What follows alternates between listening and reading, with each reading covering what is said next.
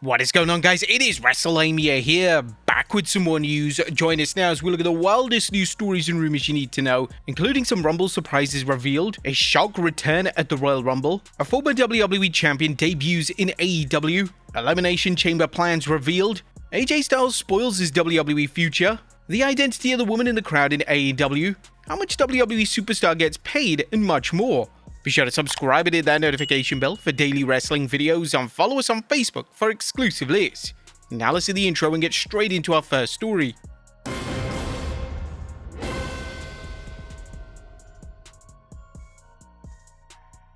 Our first story looks at some Rumble surprises revealed. Our top story today looks ahead to this weekend's Rumble, as a new report has shed some light on what names fans can possibly expect at the show itself. Fightful Select delivered a comprehensive report on the names rumored, and these include, firstly, Chris Jericho. As of now, he's still listed on the AEW roster page. Usually upon that changing is the indication that a wrestler has left AEW. There was a fake rumor spreading that WWE trademarked Judas. That didn't happen. The other is LA Knight, as earlier this month, LA Knight was scheduled to travel to Saudi Arabia. There are decorations on hand implying that he'll be there. Also the Inspiration, as after leaving TNA, we were told they aren't planned for the Royal Rumble despite any interest from companies outside of TNA. Other names discussed included Tiffany Stratton, who's believed to be already in Saudi Arabia. When it comes to Paige, she was still in the US as of last night, which may rule her out. But again, we can't rule out WWE flying her over on a chartered flight the night before. It could definitely happen. One person who is now confirmed for the Rumble was Brock Lesnar, and the way he did it was so weird, as he did it on the Pat McAfee show via FaceTime. I'd still expected that WWE are keeping a number of surprises under wraps. Fans have been fantasy booking returns all week, and this is truly one of the most exciting times of the year to be a WWE fan. But are we getting a shock return at the Royal Rumble? One of the names that fans would love to see in the Royal Rumble this weekend is Kevin Owens. Owens has been out of action for almost a year with a serious neck injury, but fans are holding out hope that he'll be medically cleared and could return in the match itself. Sadly, however, it doesn't look like it's going to be happening. Fightful Select is reporting that as of this past weekend, Owens still wasn't medically cleared to compete. Kevin Owens, he was not medically cleared by WWE as of this weekend of Saturday night's main event. It seems that he's also been ruled out, as he'll be with Mishin with a WWE watch party at Dave & Buster's, and not in Saudi Arabia. Another name that fans have been speculating could return is Seth Rollins, but according to the report, those in WWE don't expect him to be ready for the show. Seth Rollins, he at least claims he won't be at the Royal Rumble. Most in WWE did not expect him to be physically ready for it.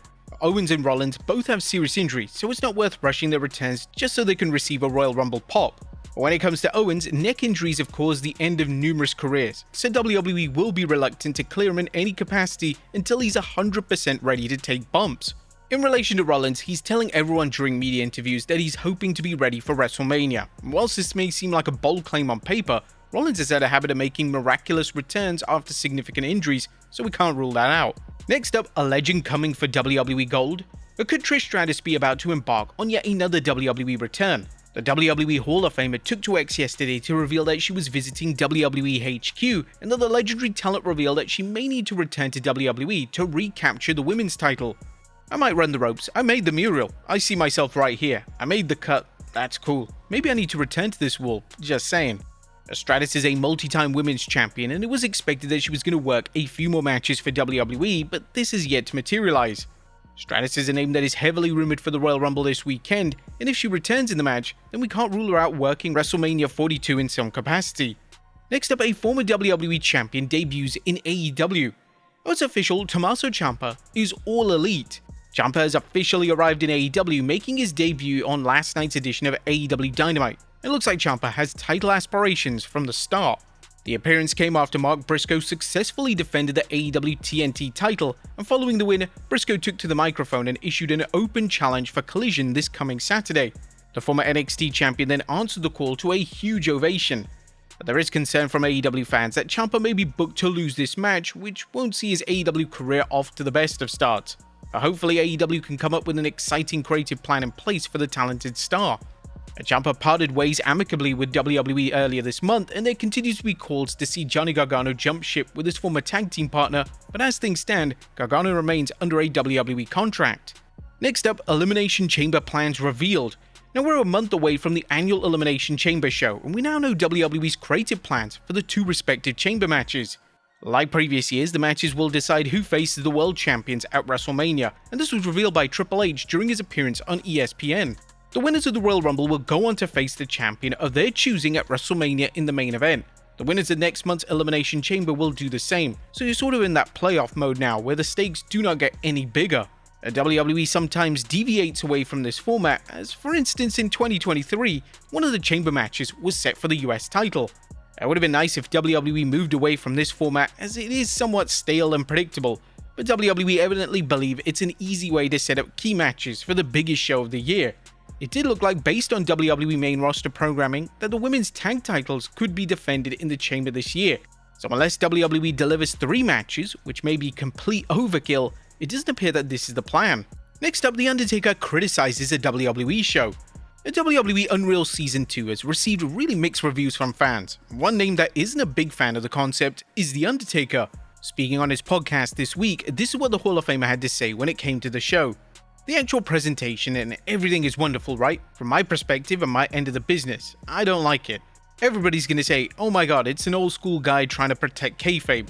Look, I don't care if it's 2025, it's 1990 or it's 1984.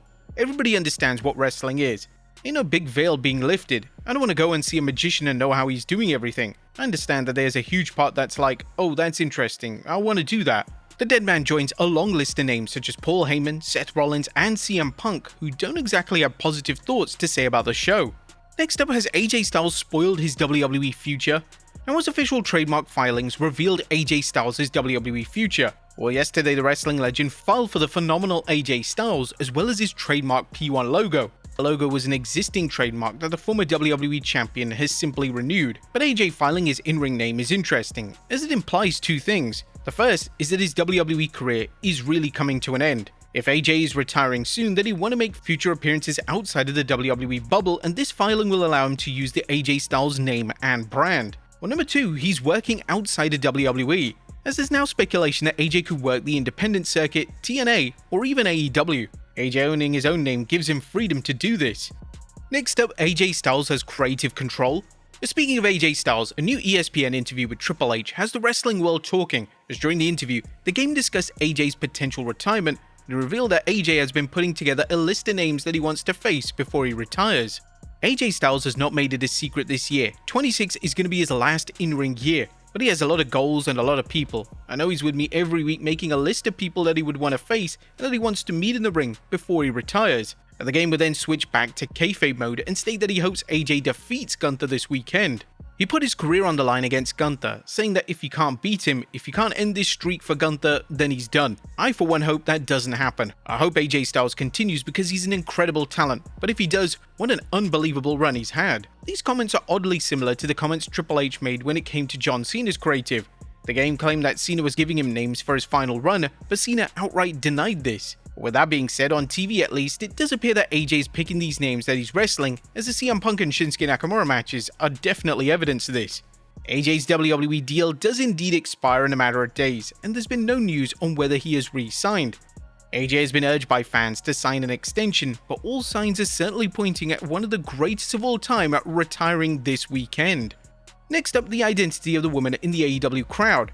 Andrade seems to have like a new gimmick in AEW where he's just literally rizzing hot audience members. But who was this woman in the crowd? Well, the woman who slipped her number to Andrade during AEW Dynamite has been identified as Jasmine Allure, a well-known indie wrestler and former AEW Dark competitor.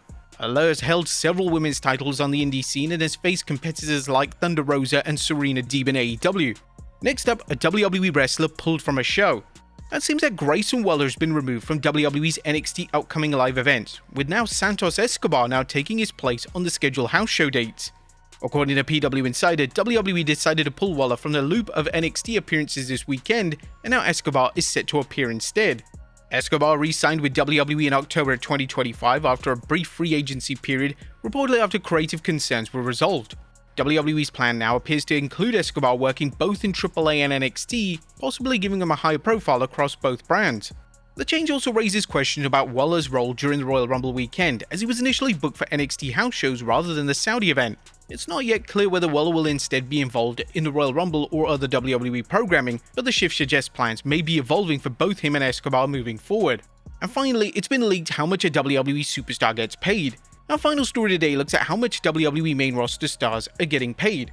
Fans often wonder how much main roster stars are receiving for their work on Raw, SmackDown, and PLEs, and our Fightful selectors provided this exact information. According to the reputable outlet, the starting salary is $350,000. They're all over the place. The minimum these days is $350K. I've heard of people that will never sniff the main event again getting millions of dollars, which is fantastic news. However, I've also heard of people who have been there for years getting stonewalled at $500 to $600K. Still pretty incredible considering when Good Brothers and FTR were being offered $700 to $800K in 2019, a lot of people acted like this was the end of the world. And naturally, the top names such as Roman Reigns and Cody Rhodes will be making millions upon millions of dollars each and every year. With that being said, a minimum of $350K seems like a fantastic amount, especially seeing as live events have been made virtually obsolete, so the WWE schedule has been vastly reduced. But there you have it folks, the wildest news stories and rumors you need to know. Be sure to leave your comments down below, and I'll see you next time with some more wrestling content.